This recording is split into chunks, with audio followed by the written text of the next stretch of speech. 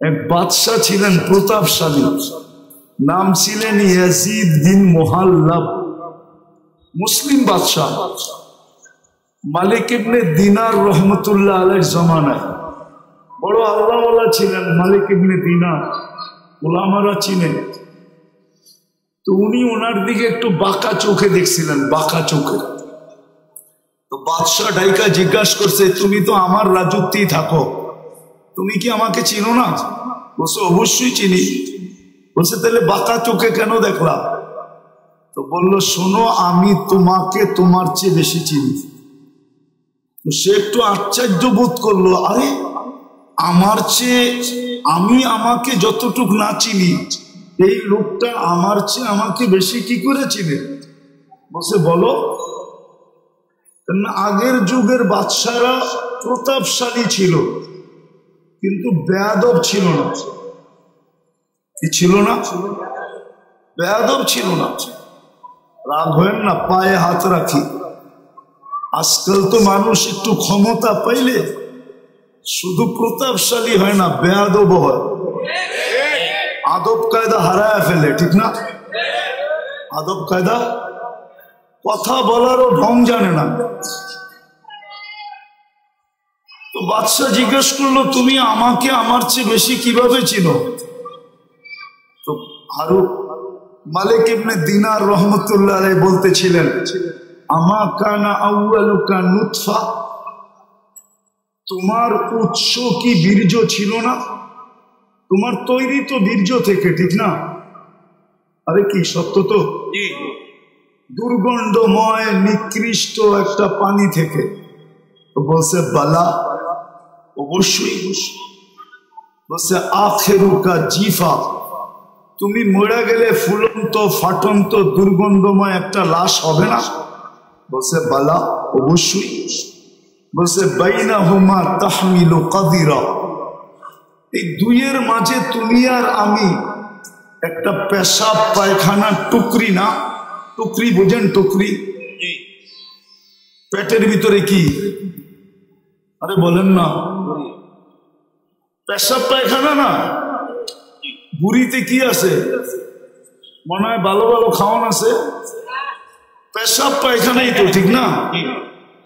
তো মা ইয়াজিদ বিন মুহাল্লাব বলতেছে, আরাফতানি হাক্কা, তুমি আমাকে চিনছো, এই চামচ গুলো একটাও আমাকে চিনে না। চামচ চিনেন? রাধা বাদশাদের চতুর্দিকে চামচ থাকে না, চামচ। আরে চামচই কোন, চামচা কইলে আবার খারাপ শোনা যায়। সুন্দর ভাষা ব্যবহার করেন। তো বলে ওরা আমাকে চিনে নাই। আমি বুঝাইতেছিলাম, যেই মানুষটা এত সৃষ্টির ভিতরে এত ঊর্ধ্বে, সে নিশ্চয় কেন জমিনে পা রাখে? যুক্তি তো বলে, তর্ক তো বলে,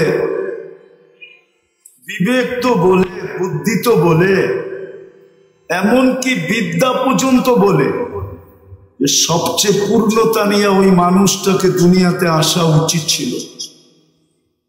কিন্তু মানুষটা কেন নিশ্চয় আসলো? কেমন নিশ্চয়?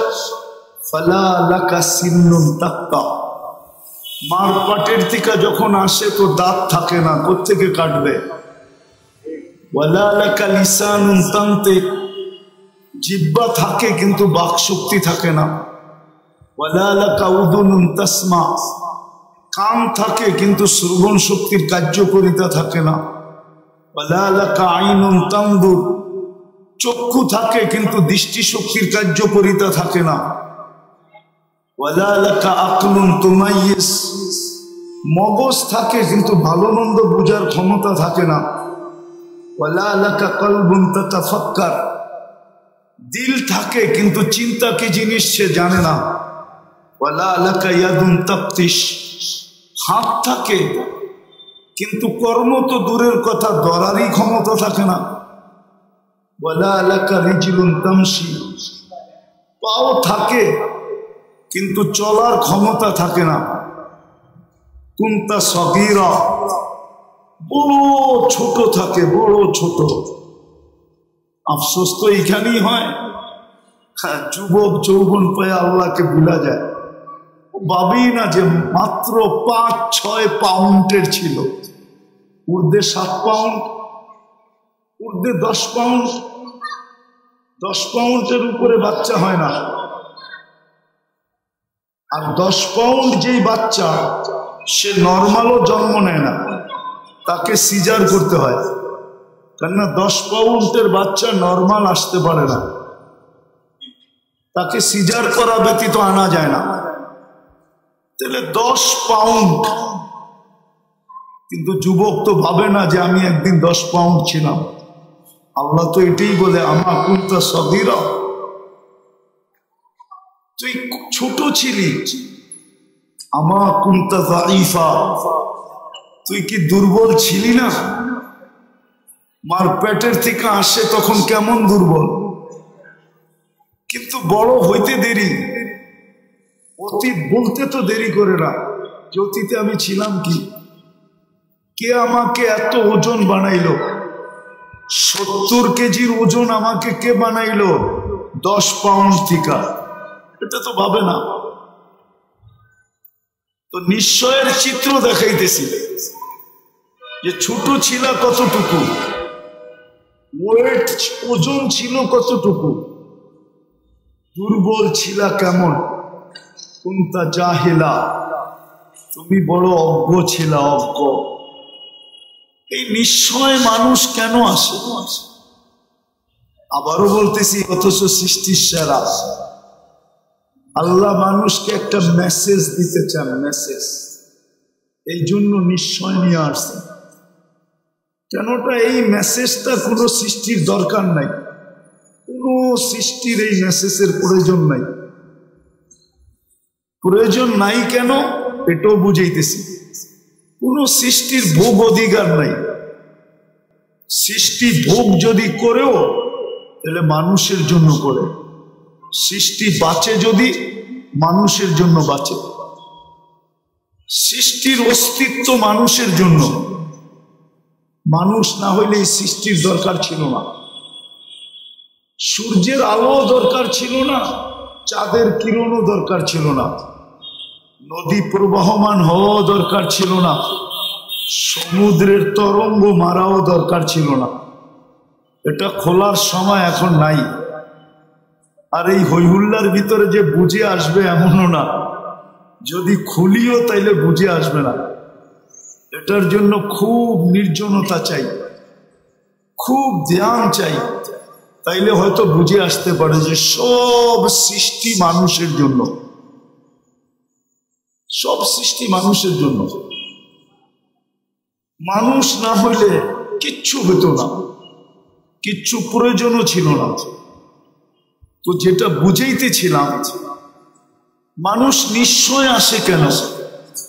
শুধু একটা মেসেজ দেওয়ার জন্য। এই মেসেজটা কোনো সৃষ্টির দরকার নাই, প্রয়োজন নাই। এই জন্য সব সৃষ্টিকে আল্লাহ পূর্ণতা দিয়ে অস্তিত্ব দেন। শুধু ওই মেসেজটা বোঝার জন্য মানুষকে নিশ্চয় অস্তিত্ব দেন, নিশ্চয়। শুধু একটা মেসেজ বোঝানোর জন্য। আর মেসেজটা এই জন্য বুঝাইতেছিলাম, কোন সৃষ্টির ওই মেসেজের প্রয়োজন নাই। কেননা ভোগ অধিকার নাই। কোন সৃষ্টির জীবনের ফলাফল নাই, প্রতিদান যাকে বলে, প্রতিদান নাই। কোন সৃষ্টি প্রতিদান পাবে না। এমনকি ফেরেশতা পর্যন্ত প্রতিদান পাবে না। কোন সৃষ্টি জান্নাত জাহান্নামে যাবে না। শুধু একমাত্র মানুষই জান্নাতে যাবে, জাহান্নামে যাবে। উকুদুহান নাস ওয়াল হিজারা, কোরআন বলে শুধু মানুষ জাহান্নামের ইন্ধন হবে। এই জন্যই মানুষটাকে মেসেজ দেওয়ার প্রয়োজন ছিল। এই জন্য আল্লাহ নিশ্চয় অস্তিত্ব দিয়েছেন। যদিও মানুষ ভাবে না, এটাও মানুষেরই স্বভাব। এটাই মানুষের স্বভাব। জিতার আগে একরকম, জিতা গেলে আরেক রকম। জিতার আগে পাও ধরতে পারে, আবার জিতার পরে যার পায়ে ধরছে তারে ফুটবলের মতো লাথিও দিতে পারে। এটা মানুষের স্বভাব। কোরআন বলতেছে, কোরআন, আমি না। কুতিলাল ইনসানু মা আকফারা। নাইলে একটা কথা বোঝেন, এটা তো স্বীকার করি, হায়াত কার হাতে? মউত আল্লাহ, সুস্থতা আল্লাহ, অসুস্থতা আল্লাহ, সর্বকিছু কার হাতে? আল্লাহ। যে মানুষটা বলে আল্লাহ ডাকলে ও মসজিদে যায় না কি করে? আচ্ছা বলবেন মানুষের সংকুলন হবে না, বলুক এই কাউন্টারে জামাতে দাঁড়ায় কিনা, নামাজ পড়ে কিনা, অথবা এই রোডে দাঁড়ায় কিনা, বলেন কয় পার্সেন্ট মানুষ নামাজ পড়ে? তাহলে বোঝা গেল মানুষের মতো অকৃতজ্ঞ কোনো প্রাণী নাই। বিশ্বাস করে যে মউত আল্লাহর হাতে, মউত হায়াত আল্লাহ। নাইলে প্রবাদ বাক্য কেন আসলো, রাখে আল্লাহ মারে কে? কিন্তু মিডিয়ালারও লেখে মাঝে মাঝে যে রাখে আল্লাহ মারে কে, মারে আল্লাহ রাখে কে। বিশ্বাস তো করে, কিন্তু আল্লাহ ডাকলো, কে ডাকলো? আল্লাহ। আজান কার ডাক? আল্লাহ। আল্লাহ ডাকলো, ও বিশ্বাস করে আমার হায়াত আল্লাহর কাছে, হাতে, মউত আল্লাহর হাতে, আমার কর্ম আল্লাহর হাতে, আমার সুস্থতা আল্লাহর হাতে, আমার এভরিথিং আল্লাহর হাতে। বুঝলাম নাস্তিক যারা ওরা মানে না, কিন্তু আমরা তো নাস্তিক না। নাস্তিক না, আল্লাহকে মানি না, স্বীকার করি না, অবশ্যই। তাহলে আমরা কেন ডাকে আসি না? আমাকে যুক্তি দিয়ে বুঝান, ও কেন আসে না? তাহলে বোঝা গেল আল্লাহর কথা সত্য। মানুষ তোর চেয়ে অকৃতজ্ঞ কেউ নাই, মানুষ সবচেয়ে অকৃতজ্ঞ। কুতিলাল ইনসানু মা আকফারা। অকৃতজ্ঞতা মানুষকে খায়া ফেললো। এই জন্য আল্লাহকে ডেলি ধ্বনি দিতে হয়, ধ্বনি। কোরআনের মাধ্যমে আল্লাহ প্রত্যেকের কানে ধ্বনি দেন, আওয়াজ দেন। মা গর্রাকা বিরাব্বিকাল কারীম। দয়ালু আল্লাহর থেকে তোকে বিমুখ করলো কে? এত দয়ালু আল্লাহ। চলেন দয়ার একটা দৃষ্টান্ত দেখাই, দয়ার একটা দৃষ্টান্ত দেখাই। এক কোম্পানি নিয়ে আসেন এখান থেকে আমাকে, যে কোনো প্রতিবন্ধীকে চাকরিতে রাখছে। অনেকগুলা কোম্পানি, ওই মাথা থেকে এই মাথা পর্যন্ত পরিবহনের, ঠিক না? একটা কোম্পানি নিয়ে আসেন, সে একজন প্রতিবন্ধীকে কর্মচারী হিসাবে রাখছে, মাসের শেষে তাকে একটা বেতন দেয়। এই মনে করা যে সে প্রতিবন্ধী, কি করে খাবে? আল্লাহ আমাকে অর্থ দিছে, আমি একজন প্রতিবন্ধীকে কর্মচারী হিসাবে রাখলাম। ও বলতেছে একজন রাখছে, একজন প্রতিবন্ধী বাংলাদেশে? যদি প্রতিবন্ধীকেই এরকম বিত্তশালীরা, মার্কেট মালিক, দোকান মালিক, পরিবহন মালিক, মেল ফ্যাক্টরিওয়ালারা রাখতো, তাহলে বাংলাদেশে আর প্রতিবন্ধী আলাদেরকে কি অটো চালাইতে হইতো না, অটো চালাইতে হইতো না, ঠিক না? হ্যাঁ। আর প্রতিবন্ধীদের সুবাদে ভালো লোক অটো নিয়ে নামতো না, ঠিক না? অটো তো আগের থেকেই নাই, পরে নামবে কোথেকে? আর ঘুরতে ঘুরতে আজকে আন্দোলন পর্যন্ত গড়াইতে হইতো না। কিন্তু প্রতিবন্ধীকে তো কেউ চাকরিতে রাখে না, গেলেই প্রথম ধাক্কা দেয়, তুই প্রতিবন্ধী। তো যেটা বুঝাইতেছিলাম, যে আল্লাহর মতো দয়ালু, মা গর্রাকা বিরাব্বিকাল কারীম, এই ধ্বনি দিতে হতো না, এই ধ্বনি দিতে হতো না যে আমার মতো দয়ালুর থেকে তোকে বিমুখ করলো কে? তুই সারাদিন বিমুখ থাকা সত্ত্বেও, আমার হাতে হায়াত থাকা সত্ত্বেও, আমার হাতে মউত থাকা সত্ত্বেও, এভরিথিং আমার হাতে থাকা সত্ত্বেও আমি তোর ডাকি বলে ডাকি, আমি তুমি সাড়া দাও না। তারপর আমি তোমার সব কিছু বহন করতেছি। বলেন এরকম দাতা কই পাবেন? একটু ভাবেন, বিবেক দিয়ে ভাবেন, কাজে দিবে কিন্তু। নাইলে এই কথা বলতে পারবেন না, এই কথা বলতে পারবেন না। আপনি যুক্তি দিবেন, তর্ক দিবেন, যুক্তি তর্কের জবাব কিন্তু এটার ভিতরে রাখা আছে। আপনার ব্রেনের ভিতরে আপনার যুক্তি তর্কের জবাব রাখা আছে, আপনার ব্রেনের ভিতরেই রাখা আছে। আপনি এটা বললে হবে না যে আমি কর্মব্যস্ততার কারণে পারি না। ড্রাইভার যদি বলে আমি চালক হিসাবে নামাজ পড়তে পারি না, আমি ওকে প্রশ্ন করব তোমাকে চালানের যোগ্যতা কে দিল? হ্যাঁ, কে দিল? আল্লাহ। আরে বলেন না আল্লাহ। আল্লাহ বলতে দ্বিধা করেন কেন? আল্লাহ বললে 40 নেকি মিলবে, 40 নেকি। কে দিল তাকে যোগ্যতা? হ্যাঁ, আল্লাহ যদি জিজ্ঞেস করে যোগ্যতাটা কার ছিল বল। তোকে যদি প্রতিবন্ধী বানাইতাম কে কি করার ছিল? তোর মা বাবার চোখের পানি জড়ানো ব্যতীত আর কিচ্ছু ছিল না। চোখের পানি জড়াইতে থাকতো। আল্লাহর বিরুদ্ধে কেস কোথায় করত? হাইকোর্টে না সুপ্রিম কোর্টে না জজ কোর্টে না র্যাবের কাছে না আর্মির কাছে? কার কাছে করত? এই যে রাস্তায় যারা ডিউটি করে, এরা যদি বলে আমি ডিউটি করি, আমি নামাজ পড়বো কি করে? আমি যদি প্রশ্ন করি তোমাকে দেহটা কে দিল? ডিউটি করার মতো যোগ্যতা সম্পূর্ণ তোমাকে কে বানাইলো? এটা আমাকে বলো। আল্লাহ তো এটাই প্রশ্ন করবে, তুমি আমারটা দিয়া বাহাদুর, এই দেহটা কার? আল্লাহ।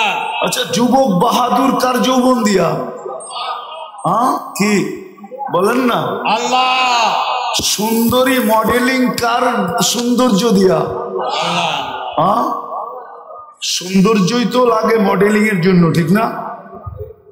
না মডেল সবাই হইতে পারে না, মনে হয় বোঝেন না আপনারা। আরে মডেলিং হইতে হইলে কি লাগে? সৌন্দর্য লাগে না? সৌন্দর্য কার দেওয়া? আল্লাহ। না ওর বাপ মা বাজার থেকে কিনা আইনা সেট করছে? হ্যাঁ, বলেন না? না প্লাস্টিক সার্জারি করছে পুরা শরীর? তাও তো না, কার দেওয়া? আল্লাহ। তাহলে ঠিক যে যেখানে কর্মরত ওকে কর্মযোগ্য কে বানাইছে? আল্লাহ। যদি না বানাইতো তো কি করে বলে যে আমি তো কর্ম করতেছি, আমি ব্যস্ত, আই এম ভেরি বিজি, আমি আপনার ডাকে সাড়া দেই তো দেই কি করে? ও কর্মযোগ্য বানানোটা ভুল হয়েছে, ঠিক না? এটাই মনে হয়। নাহলে ও সাড়া দেয় না কেন? রোডওয়ালা যদি রোডেই নামাজের জন্য দাঁড়াইতো তাহলে হয়তো রোড থাইমা যেত, নামাজের পরে আবার খোলা যেত, ঠিক না? কত আন্দোলনেই তো রোড সারাদিন থামা থাকে, ঠিক না? আপনাদের ফ্লাইওভার কি মাঝে মাঝে থামে না? হ্যাঁ, লম্বা জাম হয় না? না হয় না? না, এটা 24 ঘন্টা চলতে থাকে। মাঝে মাঝে তো আমরাও 2-1 ঘন্টা কাটায় দিই ফ্লাইওভারের উপরে। 10 মিনিটের জন্য যদি থেমা যেত। কিন্তু কবে সবাই যেন বুঝাইতে চাইতেছে তুমি আমাকে যোগ্যতা সম্পূর্ণ বানানো, এটা তোমার ভুল। তুমি আমাকে শ্রেষ্ঠ কেন বানাইলে? তুমি আমাকে সৌন্দর্য কেন দিলে? তুমি আমাকে কর্মযোগ্য কেন বানাইলে? যুবকও যেন বুঝাইতে চায় আমি আকর্ষণের পাত্র কেন বানাইলা? আমাকে তৃতীয় লিঙ্গ বানাইতা তাই ভালো ছিল, মানুষ দেখতো আর খালি হাততালি দিত। অন্য ভাষায় বুঝাইলাম, এটাই মনে হয় ভুল হয়ে গেছে। বিদায় আসেন শেষ জায়গায় চলে আসছে। আর লম্বা করতে চাইতেছি না। মানুষকে আল্লাহ নিশ্চয় দিচ্ছেন একটা মেসেজ বোঝানোর জন্য, যে মানুষ ভালো মতে বোঝো, আমি ছাড়া যেরকম তোমার অস্তিত্বের কোন বিকল্প চিন্তা ছিল না, আল্লাহ ব্যতীত মানুষের অস্তিত্বের কোনো বিকল্প চিন্তা আছে না নাই? আছে। আল্লাহ ছাড়া মানুষকে অস্তিত্ব দিতে পারবে কিনা? কোনো বিকল্প চিন্তা আছে কিনা?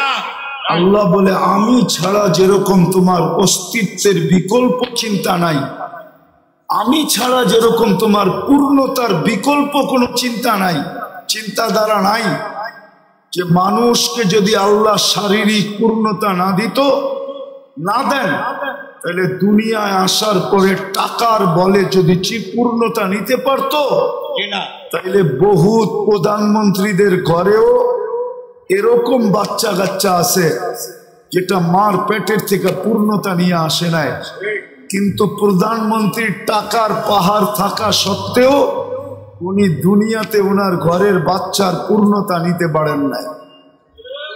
আঙ্গুল দিয়া দেখাবো? 2-4টা দেখানো যায়, নাম সহ দেখানো যায়, নাম সহ। পূর্ণতা নেওয়ার কোনো সুযোগ নাই। তো আল্লাহ বুঝাইতে চাইতেছেন আমি ছাড়া তোমার অস্তিত্বের যেরকম কোনো বিকল্প চিন্তাধারা নাই। মানুষ চিন্তা করছিল, চিন্তা যে মার পেট ছাড়া টেস্ট টিউব বেবি বানাবে, টিউবের ভিতরে বানাবে, টিউবের ভিতরে, মার পেট ব্যবহার করবে না। কিন্তু বিজ্ঞান বানাইছিলেন, কিন্তু পরে দেখছেন যে এটা দিয়া কোনো কর্ম করা যাবে না। যেরকম যদি বুঝাই, বুঝবেন কিনা জানি না, ঢাকা শহরে বাস করেন তো, গ্রামগঞ্জে যান না, কোত্থেকে বুঝবেন? গ্রামে অবেলা যদি মেয়ের জামাই আসে তো শ্বশুর শাশুড়ির মুরগি ধরতে যায়, গ্রাম্য মুরগি ধরতে যায়, দেশি মুরগি ধরতে যায়, মাঝে মাঝে কাপড়ও খুলা যায়, মনে হয় বোঝেন নাই। আর পোল্ট্রি যেটা ফার্মের, ওটা নড়ে আর চড়ে, নড়ে আর ওটা না হাঁটে না দৌড়ায়, ও বইয়েই থাকে, ঠিক না? তো বিজ্ঞান দেখছে বাচ্চা তো হবে, কিন্তু ওটা দিয়ে কর্ম করা যাবে না, বাস চালানো যাবে না, বন্দুক চালানো যাবে না, প্লেন চালানো যাবে না, দুনিয়ার কোনো কাজ করা যাবে না। ওটার নাম দিতে হবে পোল্ট্রি বাচ্চা। পোল্ট্রি কি? ওটা নড়বো আর চড়বো, ঠিক না? তো বিজ্ঞান কানে দইরা তওবা করে ফেলছে, এখন আগের জায়গায় চলে আসছে যে আল্লাহ ব্যতীত অস্তিত্ব দেওয়ার কোনো বিকল্প নাই, আল্লাহ ব্যতীত পূর্ণতা দেওয়ার কোনো বিকল্প নাই। টাকার বলে পূর্ণতা নেওয়া যায় না। তো সব যখন আল্লাহ দেন, তাইলে ওই ব্যক্তিটাকে যখন আল্লাহ ডাকে তো আসে না কেন? কেন আসে না বলেন? এই জন্যই তো বলছে মানুষের মতো অকৃতজ্ঞ কেউ নাই, নিমক হারাম কেউ নাই। মানুষের চেয়ে নিমক হারাম কোনো জাতি নাই, মানুষের চেয়ে অকৃতজ্ঞ কোনো জাতি নাই, মানুষের চেয়ে কপাল পোড়া কোনো জাতি নাই।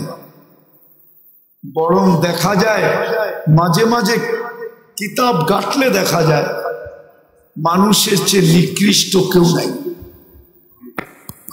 শুকরও মাঝে মাঝে সকালবেলা ঘুমের থেকে উঠা বলে মালিক চোখটা খুলবো, কিন্তু কোনো বেনমাজির উপরে যেন দৃষ্টিটা না পড়ে। আল্লাহ জিজ্ঞেস করে কেন? বেনমাজি আমার চোখে আমার চেয়ে নিকৃষ্ট। তো যুক্তি জিজ্ঞাসা করে, কোন যুক্তিতে? আমি তো উঠেই তোমার প্রশংসা করি, আর তুমি ওকে ডাকো, তারপরে ও আসে না। তুমি ওকে ডাকো, আর আল্লাহ ডাকে কেন? এক গাদা জিনিস দেওয়ার জন্য ডাকে, এক গাদা। হায়, মুসলমান যদি নামাজ পড়তো তাহলে আমার বিশ্বাস ঢাকা শহরে এত ক্লিনিক হইতো না। আমার বিশ্বাস এত লম্বা ঘন্টায় ঘন্টায় সিরিয়াল দিয়ে বসে থাকতে হতো না। আর আমার বিশ্বাস ডাক্তারদের পোয়া বারো হতো না যদি মুসলমান নামাজ পড়ার মতো পড়তো। কেননা নামাজের ভিতরে আরোগ্যতা রাখা আছে, শেফা। আপনি বলবেন হুজুররা অসুস্থ হয় কেন? আমিও বলবো আমিও ওই নামাজ পড়ি না যেরকম পড়ার দরকার, আর পড়লে আল্লাহ রসুলের কথাই সত্য। সল্লি পড়ো, ফাইন্না ফিস সালাতি শিফা, নামাজ পড়ো, নামাজের ভিতরে আরোগ্যতা রাখা আছে। যদি পড়ার মতো পড়তো তো কথা শুরু ছিল মানুষকে কেন নিশ্চয় অস্তিত্ব দেন, মেসেজ দেওয়ার জন্য। যেরকম মানুষ, আমি ছাড়া তোকে অস্তিত্বে আনার কোনো বিকল্প রাস্তা নাই, আমি ছাড়া পূর্ণতা দেওয়ার বিকল্প কোনো রাস্তা নাই, ঠিক তদ্রূপ আমি ব্যতীত ভালো মতে বোঝ, তোর এই জীবনটা, ছোট জীবনটা গুছানের কোনো বিকল্প রাস্তা নাই। গুছানো বোঝেন? এই 60-70 বৎসরের জীবনটা যদি গুছায়া চালাইতে চাস, একটু সুখ শান্তির সাথে যদি চালাইতে চাস, কাটাইতে চাস, এই জন্য বাংলায় একটা প্রবাদ বাক্য আছে, পরিশ্রম ধন আনে। এটা আমিও মানি, পরিশ্রমে ধন আনবে কিন্তু সুখ আনতে পারবে না। বাংলায় প্রবাদ বাক্য আছে, পুণ্যে আনে সুখ। কি পুণ্য বোঝেন? কি নেকে আনে সুখ, আল্লাহ সুখ দেয়, আল্লাহ সুখ দেয়। যদি ধনী সুখ দিত তাইলে ওই ধনী কেন নিজের মাথায় পিস্তল রাইখা নিজেই গুলি করত? ও তো ধনী ছিল, ওকে আমার চেয়ে বেশি আপনারা চিনেন না। আমি চিনি ওর ছেলে কই থাকে, আমি চিনি ওর মেয়ে কই থাকে, আমি চিনি ওর স্ত্রী কোথায় থাকে, আমি চিনি ওর কতটুকু আছে কতটুকু নাই, আমি চিনি ওকে, কাছের থেকে চিনি। না চিনতাম, ধনই যদি সুখ আনত তাইলে ঐশী তো ডেলি প্রতি মাসে 1 লক্ষ টাকা হাত খরচ পাইত। ঐশী যে এখনো জেলখানায় আছে, সে তো প্রতি মাসে 1 লক্ষ টাকা হাত খরচ পাইত। ছোট একটা মেয়ে, ও 1 লক্ষ টাকা খায় না, চাবায়া খাইতো। ও 1 লক্ষ টাকা খায় কি করে? হ্যাঁ, ডেলি 3000 টাকা খাইলেও তো মাসে 30-90,000 হয়। ও 3000 ডেলি কি খাইতো? বিলাসবহুল গাড়ি তো ছিল ওর জন্য, পার্সোনাল ড্রাইভার তো ছিল ওর জন্য। এখনো তো ফ্ল্যাটটা পড়া আছে শান্তিনগরে, দেখা আসেন না? আমি চিনি ওই ফ্ল্যাট। যদি ধনী মানুষের জীবনে সুখ আনতো তাহলে ধনীরা বেশিরভাগ আত্মহত্যা করে কেন, ডিটেনশনে ভোগে কেন? ধনীদের চেয়ে তো বেশি ঘুমের ট্যাবলেট কেউ খায় না, ধনীদের চেয়ে তো বেশি ডিটেনশনের ট্যাবলেট কেউ খায় না। ধনীরা সবচেয়ে বেশি ট্যাবলেট খায়। আরেকটা বলবো, হয়তো বিশ্বাস করবেন না, ডিটেনশনের ট্যাবলেট উন্নত বিশ্বে সারা দিন যতগুলা বিক্রি হয়, যত $1 ট্রিলিয়ন, কোনো ওষুধ এত বিক্রি হয় না। আমি তো ঘুরা বলতেছি, ঘুরা আমেরিকা যায়া বলতেছি, কানাডা যায়া বলতেছি, ইংল্যান্ড, ইউরোপ, অস্ট্রেলিয়া, জাপান, শুধু বাকি আছে নিউজিল্যান্ড। বাকি সব ল্যান্ডে যায়া বলতেছি। তাইলে ওরা কেন এত বেশি ট্যাবলেট খাইতো ঘুমানের? মুসলমানের গুণ দেখা কেন মুসলমান হইতো? আমি তো চিনি আমেরিকাতে ওই ব্যক্তিকে যে মুসলমানের গুণ দেখা মুসলমান হয়েছে। সত্য বলতেছি। মসজিদে বৈশা বৈশা একজন ঘুমাইতেছিল, তো দূরের থেকে দেখা ছুটে আসছে, বলছে তুই কোন কোম্পানির ওষুধ খাস, বৈশা বৈশা ঘুমাস? আমি তো আমেরিকান ওষুধ খায়া বিছনায় যায় ঘুমাইতে পারি না। আমাকে একটু দয়া করে লিখে দিবি। ও ছিল তাবলিগওয়ালা, ও চালাক ছিল, বলছে এত তাড়াতাড়ি লিখে দিব, 3 দিন আমার লগে থাকতে হবে। থাকবি? বলছে 3 দিন না 3 মাস থাকবো, 3 মাস। তারপরও ঘুম দরকার। তো 3 দিন জামাতে থাকার পরে মুসলমান হয়ে গেছে। 2019-এর কাহিনী বলতেছি। আমি ইস্তেমায় গেছিলাম আমেরিকার। তো আমি বয়ান করে নামতেছিলাম, আর ও পিছে বয়া ঘুমাইতেছিল বসা বসা। তো আমি আইসা ওরে খোঁচা দিয়ে জিজ্ঞাসা করছিলাম, কোন কোম্পানির ট্যাবলেট খাস, আমাকে লেখা দিবি? তো আমাকে হাইসা দিয়া বলতেছে 3 দিন সময় দিতে হইব, তাইলে লেখা দিবি। অথচ আমি ইস্তেমার বয়ান করে নামলাম। সত্য এটা, ভাবেন, নাইলে ছোট জীবনটা কেটে যাবে। সুখের আশায় দৌড়াইতে থাকবো, কিন্তু কোনোদিন সুখ দেখবো না। সত্য এটাই। পুণ্যে আনে পরিশ্রম কি আনে? আলস্য দারিদ্রতা আনে মানি, কিন্তু দুঃখ আনতে পারে না। পাপে আনে দুঃখ, পাপে পাপে। মানুষের জীবনে দুঃখ আসে পাপের কারণে, অলসতার কারণে মানুষের জীবনে দুঃখ আসে না। মানুষ দুঃখী হয় শুধু পাপের কারণে। তো আল্লাহ মেসেজ দেওয়ার জন্য নিশ্চয় অস্তিত্ব দিছেন, যে তোমাকে নিশ্চয় অস্তিত্ব দিলাম মেসেজ, তুমি এই ছোট জীবনটায় যদি সুখে থাকতে চাও, তাইলে আমি আল্লাহ ছাড়া বিকল্প নাই, আমি আল্লাহকে পাইতে হবে। যেমন দেখাইলাম, অস্তিত্ব আল্লাহ ব্যতীত বিকল্প, পূর্ণতা আল্লাহ ব্যতীত বিকল্প, সুখ আল্লাহ ব্যতীত বিকল্প, কোনো কিছুই আল্লাহ ব্যতীত বিকল্প নাই। সবকিছুর ভান্ডার কিন্তু ওনার কাছে। নাইলে দৌড়াইতে থাকবো, যেমন আজকে দৌড়াইতেছি। রাত্রেও তো এখান দিয়ে যাই, রাত্রেও যাই, 2টা 3টা 4টা বাজে, দেখি এই কাউন্টার গুলা সব খোলা, কর্মরত মানুষগুলা এখানে ব্যস্ত, চা বিক্রি হইতেছে, এটা হইতেছে, সেটা হইতেছে। সবাইকে যদি জড়ো করে জিজ্ঞাসা করি, রাত্রটা তো ঘুমের জন্য ছিল, তুমি কেন সজাগ? রাত্রটা তো ঘুমের জন্য ছিল।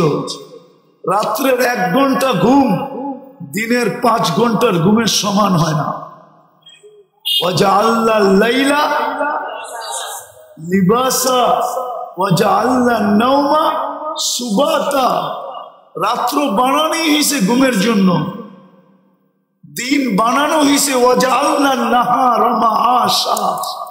দিন বানাইছি আমরা কর্মের জন্য, কিন্তু সাইদাবাদ তো 24 ঘন্টা কর্ম করে, না করে না? 24 ঘন্টা কর্ম করে।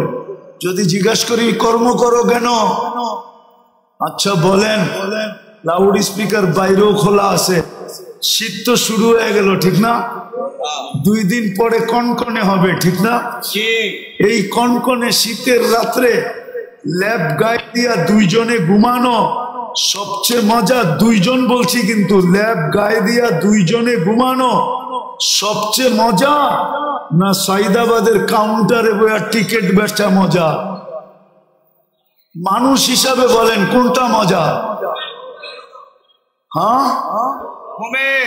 শীতের দিন, কনকনে শীতের দিন, সকালবেলা ল্যাপের ভিতরে 2 জনে ঘুমানো মজা, না সকাল সকাল উঠা রাস্তা দিয়ে হাঁটতে হাঁটতে কর্মের দিকে যাওয়া মজা?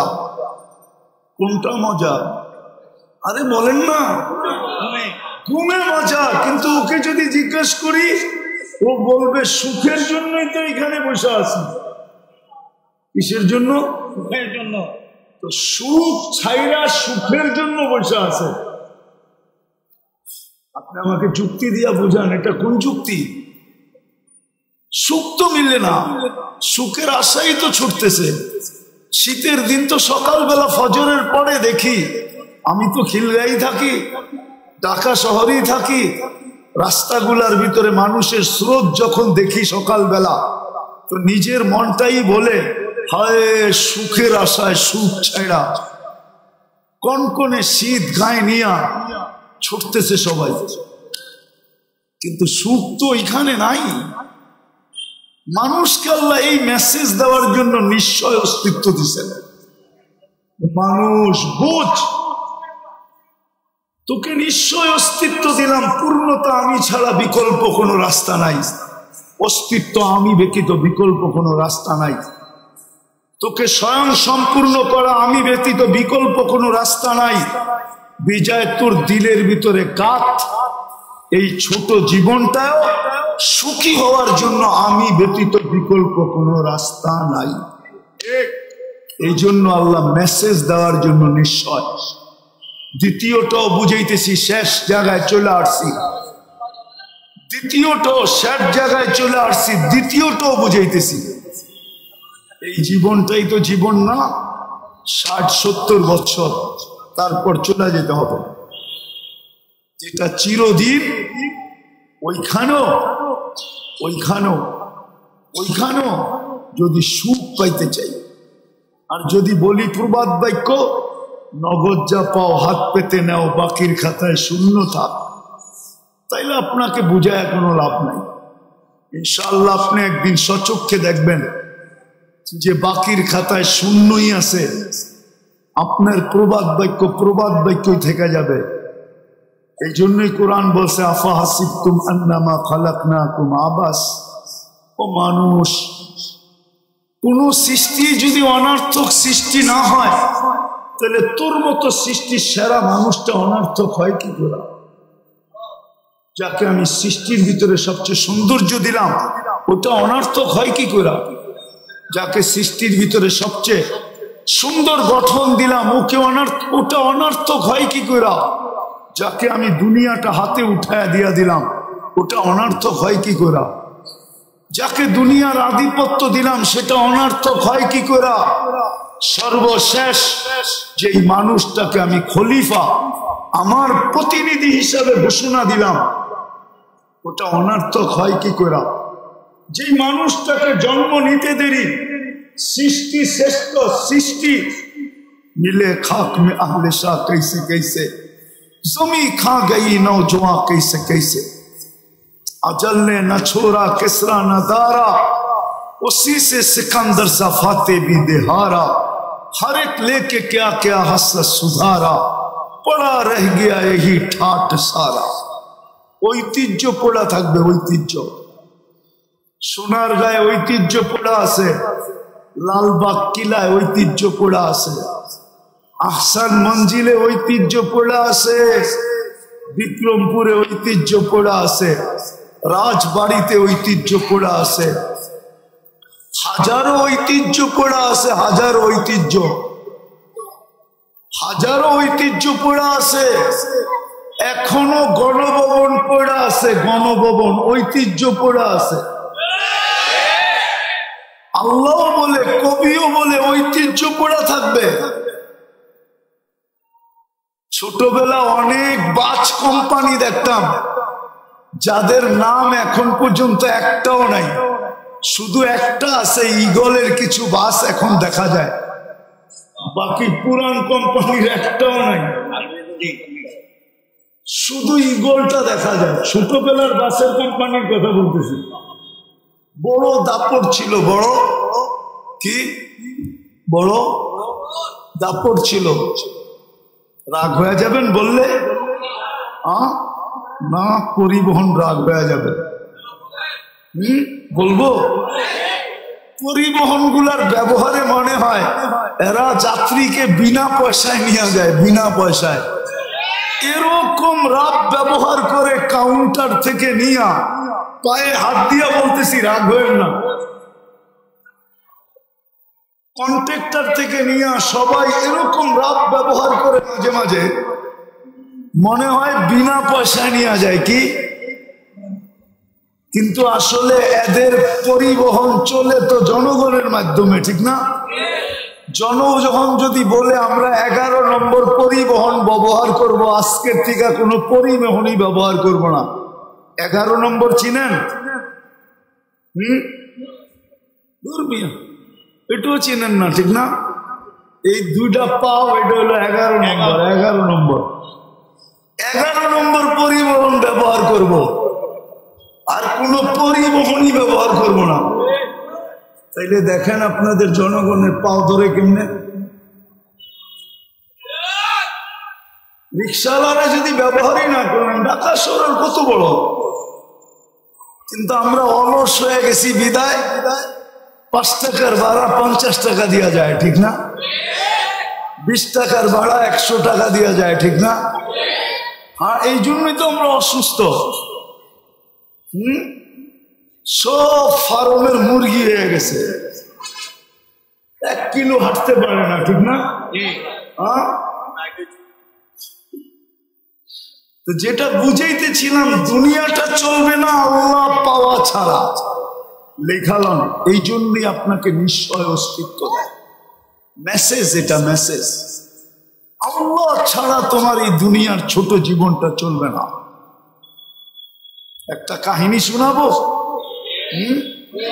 কানে শোনা কাহিনী, নাইলে শুনাইতাম না। দেখেন না, কনস্ট্রাকশন শ্রমিক থাকে না, যারা বিল্ডিং শিল্ডিং বানায়, ঠিক না? তো ওদের একজন সুপারভাইজার থাকে, অনেকগুলা কি দিন মজদুর থাকে, ঠিক না? ওরা দেখবেন সকালবেলা টিফিন কারি নিয়ে আসে লগে করে, দুপুরে একসাথে বৈশা খায়। তো একদিন যাইতেছিলাম, অনেক আগের কথা, তো দেখছি সবাই খাইতেছে আর গল্প করতেছে, গল্প। তো যেই বাড়িতে কাজ করতেছিল, একজন বলতেছিল ওদের যে সুপারভাইজার, তাকে যেই নামে ডাকে ওই নামেই ডাকতেছিল, যে আমাগো স্যার এত শিক্ষিত, ওর বাপে ওরে শিক্ষিত বানায় তো একটা বেউকুব বানাইছে। তো সব দিয়ে জিজ্ঞাসা করছে, তুই বুঝলি কি করে? হয়তো ম্যাডামের কথা ছাড়া কিচ্ছু করে না, কিন্তু ও এত বড় অফিসার, বিয়া করলো, ও বিল্ডিং বানাইতেছে ওর টাকায়, সব খরচ করে ও, কিন্তু ও তো ম্যাডামের কথা ছাড়া লড়ে না। তাইলে আমি বেউকুফ বলবো না, বলবোটা কি? মনে হয় বুঝাইতে পারি না। তারপরে নিজেদের কথা বলতেছে, দেখ আমরা শিক্ষা দীক্ষা লই নাই, গায়ে খাটি, আমরাই ভালো আছি। তার একটা হাসে আর জিগায়, কেমনে ভালো আছিস? দেখছস, ফজরের আগে উঠা আমাগো টিফিন কারিটা রেডি করে দিছে, গরম গরম পাক করে দিছে, এই যে নিয়ে আসছি এখন খাইতেছি। বিকাল বেলা বাড়িতে যায় দেখমু পানিটা রেডি আছে, যায়া গাও গোসল করমু। তারপরে বউ বলবে ছেলে পেলেকে, তোরা একটু দূরে যা, তোর আব্বা সারাদিন খাইতে আইছে, একটু আরাম করো। তোরা যদি বিরক্ত করস তাহলে আরাম করতে পারবে না, কালকে আবার কাজে যাইতে হবে। যদি অসুস্থ হয় তাহলে সংসার চলবে না, তোরা একটু দূরে যা, তোর আব্বা আরামে ঘুমা। তারপরে বউ আইসা একটু গায়ে পায়ে তেল লাগায়া দেয়, তাইলে আমরা বালা আছি না তো সারে বালা আছে? সারে তো সারাদিন কথা সারা লড়েই না। মনে হয় বুঝাইতে পারবো। এই জীবনটাও আল্লাহ চাওয়া ছাড়া চলবে না, আর আখেরাতটা তো চলবে না, চলবেই না। এই জন্য আসেন আজকের থেকে তওবা কইরা, বেশি করতে হবে না, বেশি। আমাদের আল্লাহ এরকম না যে বেশি করতে হবে। আজকে তো শ্রমিকরে খাটায় 12 ঘন্টা, বেতন দেয় 8 ঘন্টার, 8 ঘন্টার, ঠিক না? 8 ঘন্টা দেয় না, 12 ঘন্টার দেয়।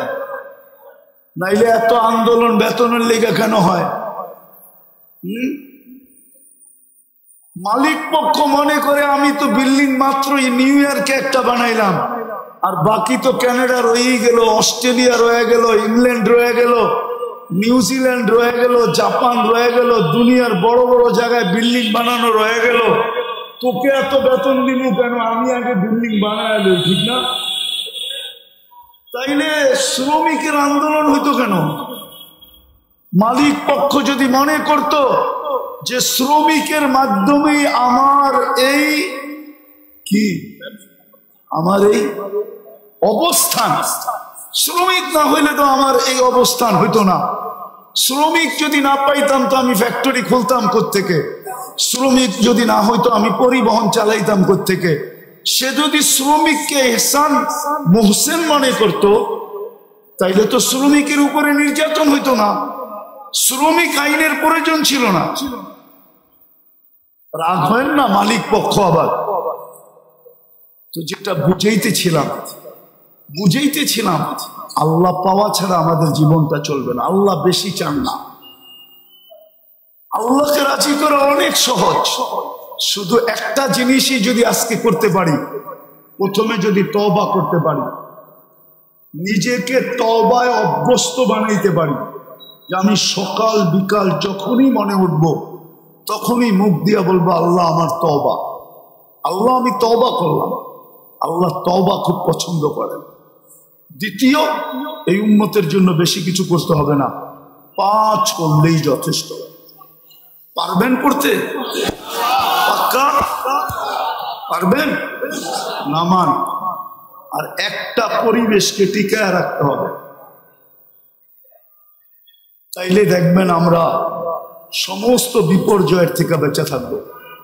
যেমন বাংলাদেশ বেঁচে আছে শুধু একটা কারণে, নাইলে বাংলাদেশের বিপর্যয়ের কথা পেপারে একবার আসে নাই, একাধিকবার আসছে। মিডিয়ায় হাজারো বার বলছে যে বাংলাদেশে বিপর্যয় ঘটবে, কিন্তু বাংলাদেশে কোনো বিপর্যয় আজ পর্যন্ত ঘটে নাই। আর আমার বিশ্বাস পরিবেশ যতদিন থাকবে অতদিন ঘটবে না। করোনার সময় সবাই চিৎকার দিছে বাংলাদেশের মতো বিপর্যয় কোথাও হবে না। আপনারা ব্যারিস্টার সুমনের বয়ান শুনছেন করোনার সময়? ওর বয়ান দেখেন। করোনার সময় ও চ্যালেঞ্জ করে বলছে বাংলাদেশের মতো বিপর্যয় কোথাও ঘটবে না, বাংলাদেশে মাটি দেওয়ার মতো লোক পাওয়া যাবে না। কিন্তু করোনায় বাংলাদেশে কোনো বিপর্যয় ঘটে নাই। বাংলাদেশে 7.8 ভূমিকম্প আসছিল। আজ 2013 অথবা 14 31st নাইটের পরের দিন সকাল 5টা 5 কোনো বিপর্যয় ঘটে নাই। অথচ তুর্কিতে 1.5 লক্ষ লোক মারা গেছে। এই একই স্কেলের ভূমিকম্প, এক শহর মাটির সাথে মিশে গেছে। এরকম শতবার বাংলাদেশে 10 নম্বর মহাবিপদ সংকেতের ফ্ল্যাগ উড়ানো হয়েছে। কেননা আবহাওয়াবিদদের কাছে 10-এর উপরে কোনো সংখ্যা নাই। বিদায় বাংলাদেশে কোনো বিপর্যয় ঘটে নাই, ঘটবে না। শুধু 2টা পরিবেশের কারণে বা একটা পরিবেশের কারণে, মসজিদ, মাদ্রাসা, আলেম, ওলামা, শুধু এই পরিবেশটার কারণে। আমি ঘুরা বলতেছি, কিন্তু আমার কথা হয়তো আমার শিক্ষিত সমাজ মানবে না। আমার কথা হয়তো যারা বর্তমান টেকনোলজির যুগে টেকনোলজিকে মাথায় নিয়ে চলে ওরা মানবে না, কিন্তু যারা আধ্যাত্মিককে মাথায় নিয়ে চলে ওরা মানবে। কেননা এখানে ধারা 2টা, একটা হলো বিজ্ঞানের ধারা, একটা হলো টেকনোলজির ধারা, আরেকটা হলো আধ্যাত্মিক ধারা। আধ্যাত্মিক ধারা নিয়ে যারা চলে তারা আমার কথা মানবে। এই পরিবেশের কারণে আমার দেশে বিপর্যয় হয় না, হবেও না। দেখা যাবে যে বিপর্যয় হবে, কিন্তু ইনশাআল্লাহ হয় না, আর কোনোদিন হবেও। 5 তারিখের পরেও তো ভাবছিলাম কি জানি হবে, ঠিক না? সব ভাঙ্গা পড়ছিল না, এরকমই তো, ঠিক না? কিন্তু আস্তে আস্তে সামলায়া উঠছে না ওঠে নাই? স্বাভাবিক হয়েছে না হয় নাই? না হয় নাই? আরে হয়েছে, হয়তো একটু বাকি আছে, ওটাও হবে, কিন্তু বিপর্যয় আমার বিশ্বাস হবে না যদি এই পরিবেশটাকে ধরে রাখি। ওই পরিবেশটার সাথে সংযুক্ত থাকি। মসজিদ, মাদ্রাসা, আলেম, ওলামা। পারবেন? হ্যাঁ পারবেন? এটাও একটা মাদ্রাসার আয়োজন। আপনাদের কাছে যদি কখনো সাহায্যের হাত পাতে, কিন্তু আমার বিশ্বাস মনে হয় পাতবে না। যেই ফ্যামিলির মাদ্রাসা, এরা যদি ইচ্ছা করে, আল্লাহ এদেরকে যতটুকু দিছে ইচ্ছা করে, কিন্তু এরা হাত পাততে পারে মনে হয় এই জন্য অন্যদেরকে সংযুক্ত করার জন্য, অন্যদেরকে সংযুক্ত করার জন্য, সংযুক্ত করার জন্য, অন্যজনকে এই সোয়াবে ভাগীদার করার জন্য হয়তো হাত পাততে পারে। নাইলে এই ফ্যামিলির হাত পাতার কথা না। আল্লাহ এদেরকে যা দিছে, আপনারা সহযোগিতা করবেন ইনশাআল্লাহ। আল্লাহ আমাদেরকে আমল করার তৌফিক দান করেন। আমিন। ওমা আলাইনা ইল্লাল বালাগ। ঢাকা মাহফিল, সুস্থ সমাজ গড়ার বিপ্লবী চেতনায়।